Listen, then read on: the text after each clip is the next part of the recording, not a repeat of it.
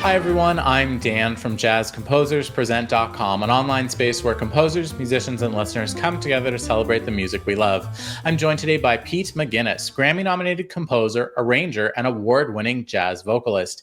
Pete was a longtime New York City-based trombonist and is currently Associate Professor of Jazz Studies and Arranging at William Paterson University. Pete is here to show us how to arrange an instrumental solo. Thanks, Dan, and thanks everybody at Jazz Composers Present. Today I'd like to talk about taking a transcribed solo, preferably a famous solo that people are aware of, a single line melody that is, like a horn or even a scat solo, not necessarily a guitar solo with chords or a piano solo with voicings, a single line melody, and arranging it for multiple voices. And one of the things that this allows the arranger to do is to get sort of in the mind of the person that was the improviser on the recording. An improvisation on a recording is a composition. So this is a composition you're working with, in my opinion at least, the improvisation that you transcribed. So what you're doing as an arranger is you're paying tribute to this solo that you've transcribed. People have done this many, many times before. Things that come to mind are the group called Super Sax and their harmonizations of Charlie Parker's solos. This sort of thing has happened before. That is not necessarily what I'm talking about. That is a lovely way to do it, to harmonize each individual note of a line and bring out the harmony of every note that's being played. I would like to go a little deeper, and I'd like to show you one little slide that has some information about what I'm talking about, an overview, if you will. The idea of taking a transcribed solo and arranging it and paying tribute to the intent of the solo. I call this fleshing it out and making it three-dimensional, a two-dimensional single line into 3D. I mentioned the idea of the super sax technique where you take the melodic line and it's fully voiced all the way, all the time. That kind of thing where everything's voiced all the time. That's nice, but it can get old kind of quickly. I say go a little deeper and look at the solo. What is the intent of the solo? What are the intent of the phrases? The intent of the improviser who's making this composition in the moment, phrase to phrase, and sometimes even single notes have special feelings and meanings. So you want to be sensitive to that when you, for this kind of arranging, to flesh out and make and pay tribute to an arrangement of a melodic line that's transcribed. So we want to go deeper. We want to express the intent of each phrase. Even moments within a phrase might have certain meanings, and then other parts of a phrase might have different meanings later. And of course, you want to remember the overall style of the soloist while you're doing all this. So the solo I have chosen for this project was a Chet Baker scat solo. Now, granted, this is a vocal solo, but it's like an instrumental solo. Chet was a great trumpet player and a great scat singer, one of my favorite scat singers.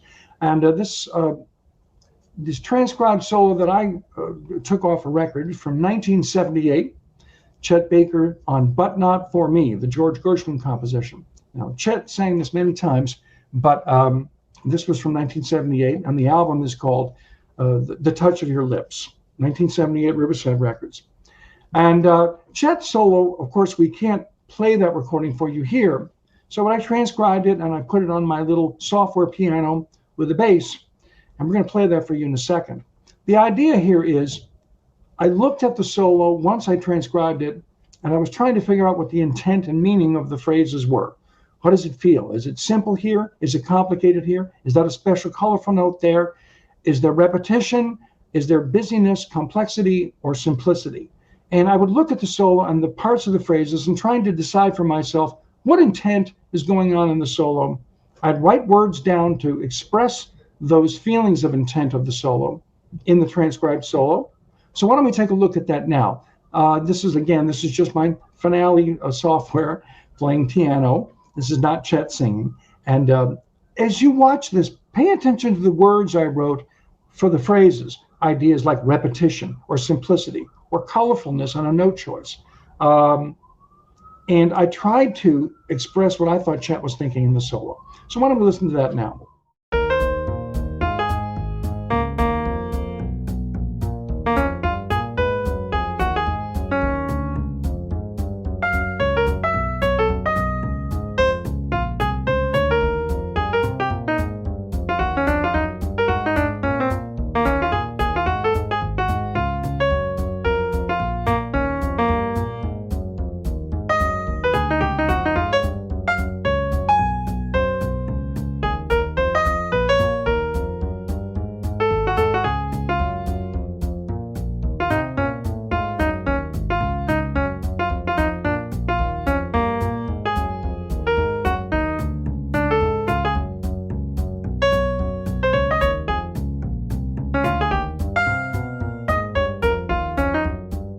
So if you could follow along with that, there's a lot of text I put under what I thought the intent of each little phrase was.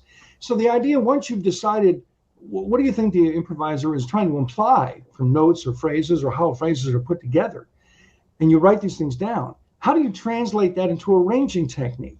Now that can be done a million different ways, just like the observations can be done a million different ways. Of course, this was my opinion about these certain things. So now I'd like to, our time is brief here, and if you can follow along, look at the original solo again with the intent that I wrote, all those words I wrote, and then look at how it was translated into this particular arrangement I wrote for the Royal Bobsters. That's the vocal group I'm in. This will be for 4-part harmony, not always harmonized, but for 4 voices, SATB, soprano, alto, tenor, and bass. I sing tenor in the group. This is the opening cut of our record called Party of 4 on Motema Records. And this is our tribute to Chet Baker, his great scat singing. Of course, there are words, vocalese words that are added to this as well, which is a whole other subject. But let's listen to the arrangement and look at it, try and see some of the specific techniques I used. We should probably look at that slide for a second. These are the techniques I used in the arrangement, and before we actually hear the arrangement. Not very many, not very many. Unison in the high register, unison low register, octaves, of course, 2T octaves, a counterpoint, the 2 voices moving independently, the lower voices doing what we call pads, and the higher voices on melodic material, same the flip-flop. Of course, voicings, 4-way close, drop 2, and 4. I don't use any spreads on this because this is kind of a fast-moving passage. And so these are the techniques that ended up being the ones I used. So why don't we listen to the arrangement now, try and follow along. On the top line, you'll see Chet's original solo.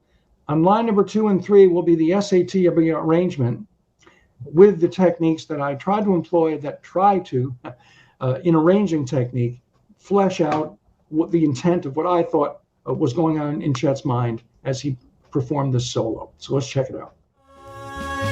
I guess she's not for me today, today, today. Ba-da-da-da-da-da-da-da.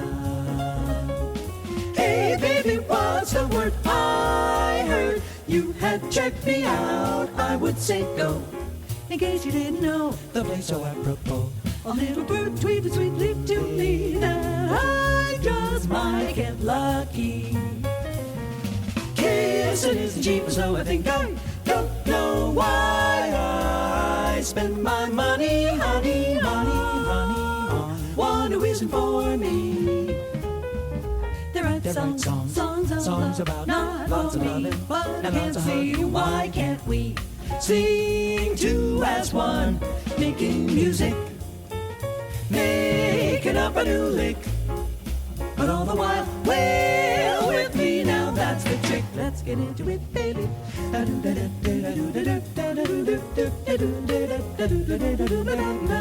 So maybe love is for me.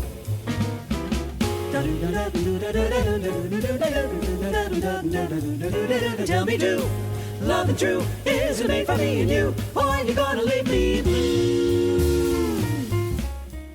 So there you have it. Very quick, a lot of information, but the general idea, and let's look at the recap slide right now.